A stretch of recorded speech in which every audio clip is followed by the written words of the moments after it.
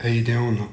I'm one of these people that believe what's happening in Gaza is a genocide, and I would wish a band like Oasis, with their history being Irish, would step up and just say something.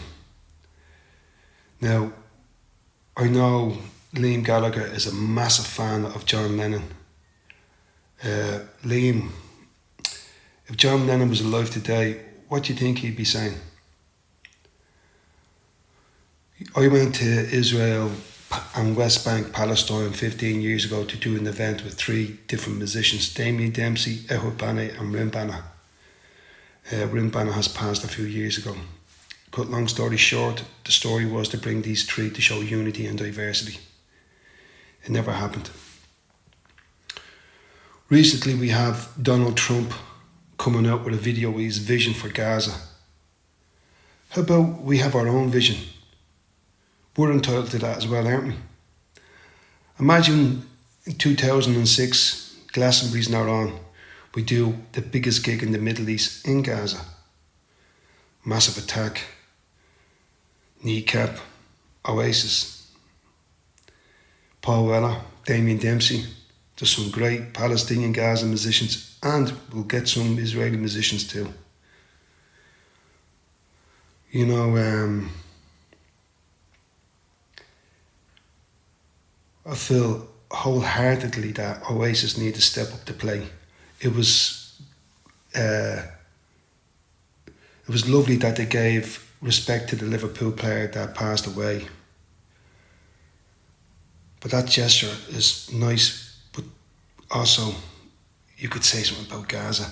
Now I know you have a deal with Adidas and you might be in some kind of story with your trip to America. But if you're rock and roll stars, but then be men. Because if you come to Dublin here on the 16th of August and you say nothing in Croke Park, in the historical Croke Park, and say nothing about Gaza, that's not rock and roll, that's cock and roll. Now I know Noel got his fingers burnt with the Labour Party in the 90s. But no, there's never been a time to say something for the working class people of the world than now. A genocide is happening. And, you know, I see you got 5-star reviews from this, that and the other. Let's see who's really on your side. And, you know, I believe that I would imagine that you have some thoughts about what's happening in Gaza. So, you know, and imagine in Croke Park if you did something like Rome DMC. Imagine if you did something with Kneecap and Oasis. Imagine you did something like that. The message it would send around the world. You can see the governments are fucking pulling their tails because of political reasons. We need creative people like yourselves to step up to the plate, to push the boundaries. Because, you know, I believe it's through the arts where the message get across stronger and deeper. So I repeat, Liam, if John Lennon was alive today and that was his gig, what do you think he'd do? Honestly. So touch in with your Irish roots, learn about the story of Palestine and Ireland, and you will get to the story where you need to go. But look, I'm telling you, if you come to Croke Park and say nothing about the Palestinian story, shame on you, because that's not rock and roll, my friend. All right, free Palestine and free Israel. The people of Israel have been brainwashed since World War II to present day.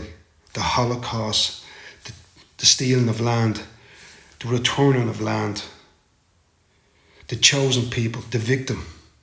So I don't feel angry towards Israeli people. I feel sorry because they've been used pawns of their belief system as well. So, you know, just because when that leader is going to give up, it's not going to change the mindset. It's going to be a cultural thing that will change the mindset and the hearts of the people of the Israelis. And the great way to do that is through the power of music. And God bless the poor people of Palestine.